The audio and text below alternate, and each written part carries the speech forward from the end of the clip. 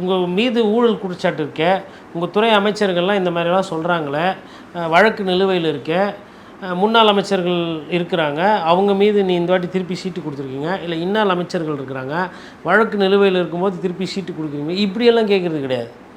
அதுக்கப்புறமா வந்து எவ்வளோ நேரம் வாக்கிங் போவீங்க, எப்படி உங்களை ஃபிட்டாக வச்சுக்கிறீங்க, வீட்டில் எப்படி இருக்கும் உங்களுக்கும் வீட்டில் ஈக்குவேஷன்ஸு, ரொம்ப கடுமையான கேள்வி சார். இந்த கேள்வியெல்லாம் பார்த்தீங்கன்னா அவ்வளோ லைட்டு, மேக்கப்பு, அதுக்கப்புறம் கட்டு, ஷார்ட்ஸு, ஒரு சிரிப்பு. எனக்கு தொழில் சொல்லி கொடுத்தவங்கலாம் இதெல்லாம் நிறைய பேர் கொஞ்சம் அவங்க ரிட்டையர் ஆகிட்டாங்க, இல்லை ஒரு சிலர் போய் சேர்ந்துட்டாங்க. அவங்களாம் இதை பார்த்தாங்கன்னா தூக்கு மாட்டின்னு செத்து போயிடுவாங்க. ஏன்னா தன்மை என்பது வேறு வேறு. நீங்கள் நீயா நானா வேறு. அங்கே கேள்விகள் கேட்குறாங்க. விஜய் டிவியில் வந்து அவங்க மீது தப்பு கிடையாது, அவங்க வேலையை கரெக்டாக செய்கிறாங்க. ஆனால் அதை பார்த்துக்கிட்டு நீங்கள் ஊடகத்தில் இருக்கிறவங்களும் அதையே காப்பி அடிக்கணும்.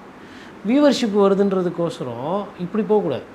வியூவர்ஷிப் இதில் வரல அப்படின்னா என்ன பண்ணால் வரணும்னு சிந்திக்கணும், மாற்று சிந்தனை இருக்கணும்.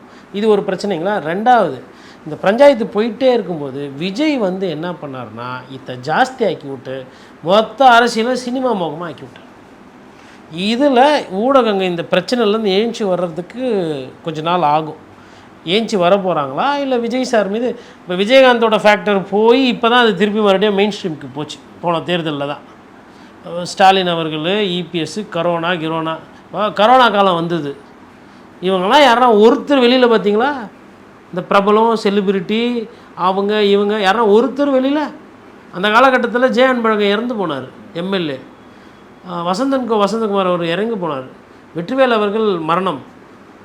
மா சுப்பிரமணியன் பார்த்தீங்கன்னா நீங்கள் கோவிட் ட்ரெஸ்ஸோடு பார்த்துருப்பீங்க. விஜயபாஸ்கர் கோவிட் ட்ரெஸ்ஸோடு பார்த்துருப்பீங்க.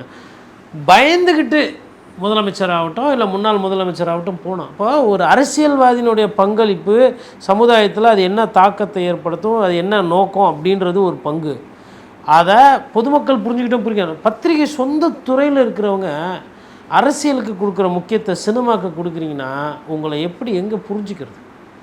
அப்போ என்ன வேணால் பண்ணலாம், வியூஸ் வருதுன்றதுக்கோசரம் கண்டது. அதாவது மீடியா வந்து இன்றைக்கி சமூக ஊடகத்துக்கிட்ட போட்டி போடுறது கஷ்டப்படுது, முடியல.